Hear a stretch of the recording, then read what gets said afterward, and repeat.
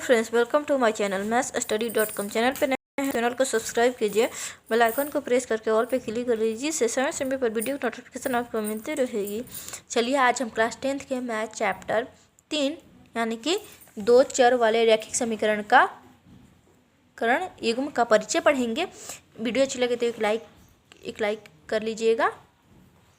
Video में कोई doubt है तो कमेंट करके बताइए, मैं इसे क्लियर करने की कोशिश करूँगी। ठीक है, अब परिचय करेगा मेरा दो चर वाले रैखिक समीकरण युग्म का परिचय। ठीक है, यानी कि चर इधर एक मैंने चर संख्या लिख लिया और इधर क्या लिखा मैंने अचर संख्या और चर संख्या। ठीक है, चर संख्या वो संख्या होता है यानी कि ए से जेड तक। ठीक है, अलग भी रूप में हो सकते हैं, यानी कि एक्स वाई एम एन या तो फिर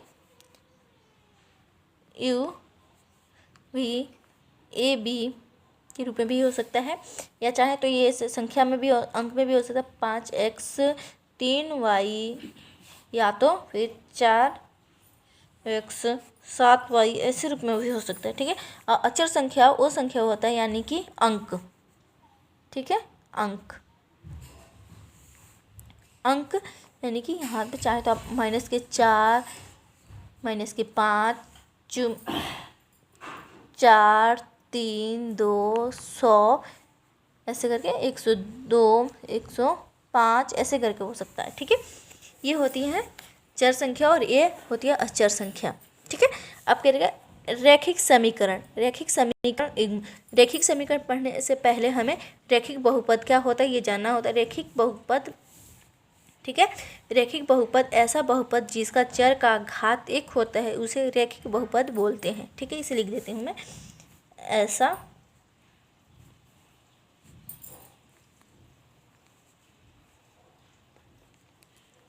बहुपद जिसका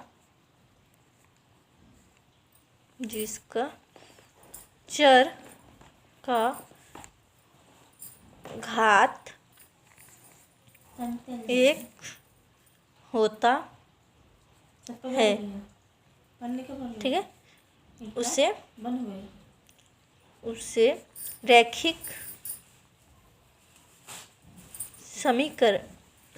रैखिक बहुपद बोलते हैं या कहते हैं। ठीक है, अब रैखिक समीकरण क्या होता है तो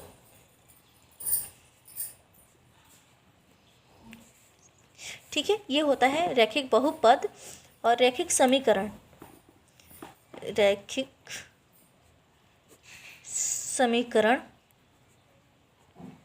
ठीक है, रैखिक समीकरण ये होता है यानी कि ax + by + c = 0। ठीक है, ये होता है हमारे पास रैखिक समीकरण और ax + by + c यानी कि रैखिक बहुपद होता है। ठीक है, अब देखिए a और b जो है हमारा b बराबर नहीं होना चाहिए 0 के। ठीक है, चाहे तो अभी हम लिखते हैं ax + by + c = 0 और ax + by + c = 0। ठीक है, इसे हम एक समीकरण 1 बना देते हैं और इसे समीकरण 2, इसी को हम बोलते हैं युग्म या जोड़ा। ठीक है, अब देखिए यहाँ पे 1 छुपा है, यहाँ पे 1 छुपा है, यहाँ पे 1 छुपा है, यहाँ पे 2 छुपा है, यहाँ पे 2 छुपा है, यहाँ पे भी 2 छुपा है। ठीक है, अब हमें रैखिक समीकरण हल करने के विधियाँ, तो ये समीकरण को हल करने की 2 विधि है।